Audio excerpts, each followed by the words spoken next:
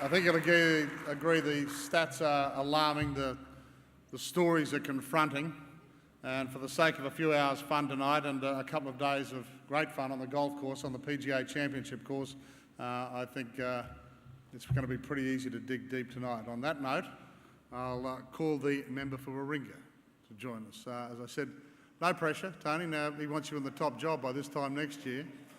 Former Prime Minister, pretty handy sportsman, and not only that, as I said, former Health Minister who would have a lot of empathy for many people in the room tonight. Ladies and gentlemen, Tony Abbott, MP.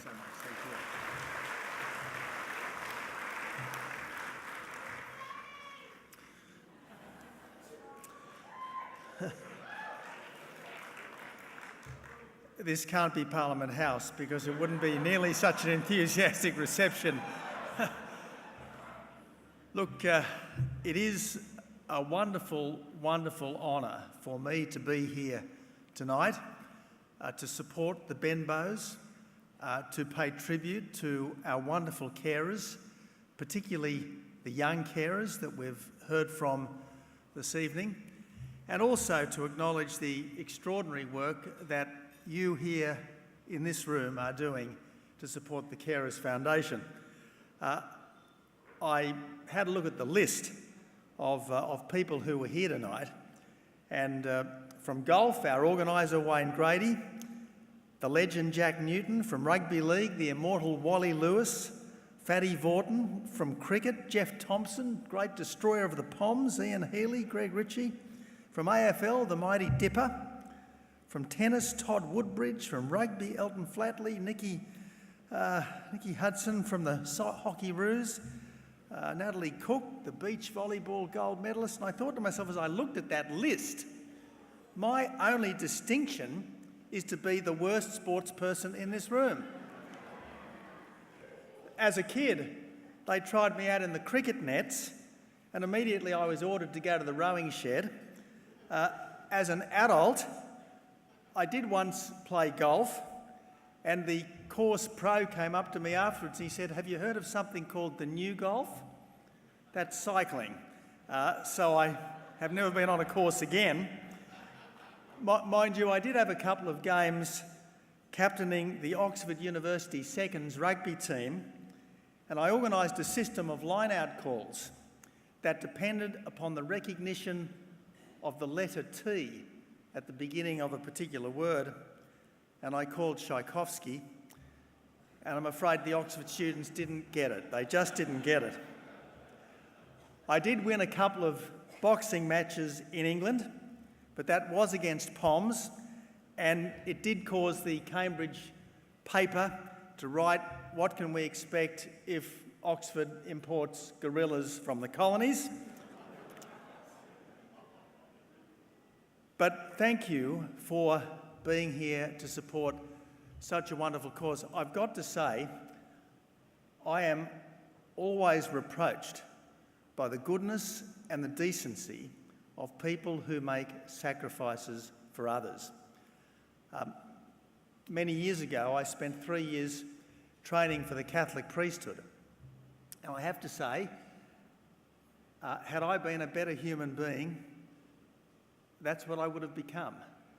I would never have been a Member of Parliament. I certainly would never have become Prime Minister. But I discovered after 3 years that I completely lacked the patience to be a parish priest, let alone to be a carer, where so much patience is required. Some years ago, I'd just gone down to Canberra, and I was gardening on a Sunday morning, and my wife rushes out of the house with the newspaper in her hands. And she comes up to me and she said, "At last, Tony, I've read something decent in the newspaper." And I'm reading the newspaper and it said, "Tony Abbott is a cross between Attila the Hun and Vlad the Impaler." And I said, "Darling, what's good about that?" And she said, "Well, now people know what I've got to put up with." Which brings me, of course, to the carers of our country.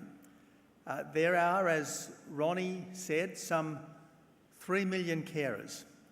They are young, they are old, they are friends, they are family.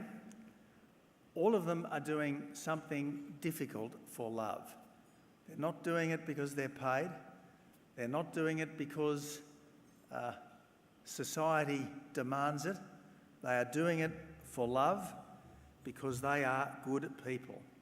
My own mother has spent the best part of the last 3 years caring for my frail and failing and now departed dad. And she did it because it was the thing that you did for someone you loved. And yes, it's tough. It's lonely, it's physically and it's mentally demanding, it's exhausting, sometimes it's impoverishing, often it leads to depression. And of course, the great question which we pose tonight is, who cares for the carers? And this obviously is where the Carers Foundation does such a wonderful job.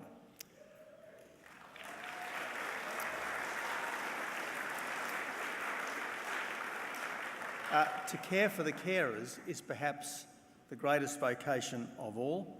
So Ronnie and Mike, I want to say how proud I am to support your work.